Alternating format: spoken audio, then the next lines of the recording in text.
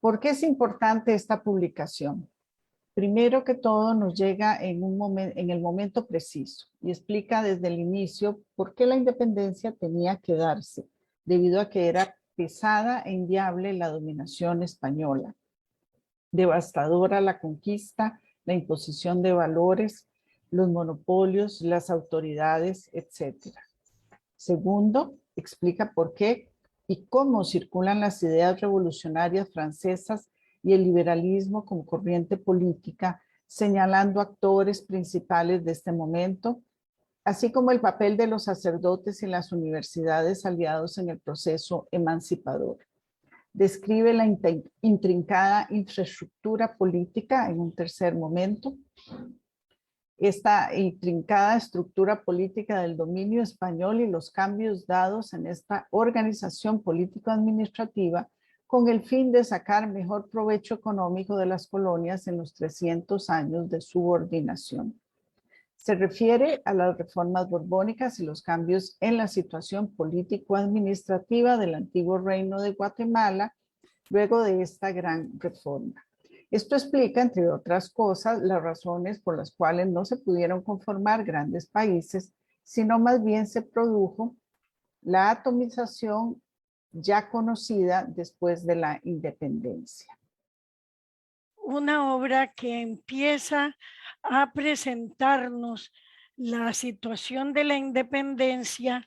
pero no precisamente nos viene a hablar del momento o de los años anteriores a la independencia,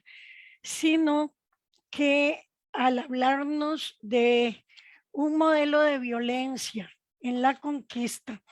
nos hace repasar una serie de elementos que posiblemente cuando hablamos de la independencia, pues nos olvidamos de cosas tan importantes como lo que significó la conquista para el territorio americano. Por ejemplo, nos hace retomar las donaciones tan importantes de las bulas alejandrinas, nos replantea al hablar de las bulas alejandrinas y cómo se fueron entregando estos territorios, pues nos hace plantearnos de otros aspectos que se vivieron para otorgar las tierras americanas a la monarquía española, tales como el justo título, por ejemplo. En cuanto a esta obra, yo fui el primer sorprendido cuando Win Duncan me llamó para que trabajara en este esfuerzo. Por supuesto que lo acepté viniendo de Queens y empecé a trabajarlo. Tuve, digamos, unas dudas profundas de cómo abordarlo, pensando de que sobre este tema se iba a escribir mucho y se está escribiendo mucho y se está publicando bastante sobre esto, sino por eso es que lo titulé al final de cuentas Reflexiones, ¿verdad? Y no el estudio académico preciso que podía tener otro contenido y otra dirección, pero era más bien un reto plantearlo desde esa dimensión y plantearlo dentro de una visión que por lo menos permitiera entender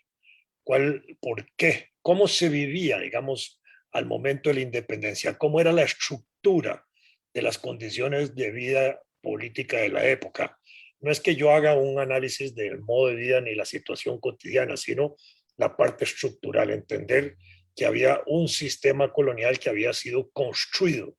en 300 años y que ese sistema colonial pues tenía una complejidad, tenía una división territorial importante y en el interior de esa estructura pues habían grupos políticos de distinta manera y había una base social que era muy homogénea en todo el continente, de la misma manera marginal de esas estructuras políticas. Cuando justamente destaco lo que llamo el modelo de violencia, es porque analizando las formas que esa conquista y ese dominio se montó y estructuró, es porque incluso al momento de la independencia, ese modelo de violencia no se acaba, para decirlo de esa forma, sino que adquiere una nueva modalidad en el periodo posterior, solo que esa no es la parte del desarrollo del análisis aquí. ¿Por qué? Porque el modelo de violencia continúa. Las bases del modelo de violencia colonial, conquistador colonial, son las que van a estructurar también el modelo de violencia después de la independencia. En tiempo de independencia, sí, no bajo la dominación española, sino bajo las condiciones de la construcción de una nueva sociedad, pero que tiene los ejes del modelo de violencia anterior.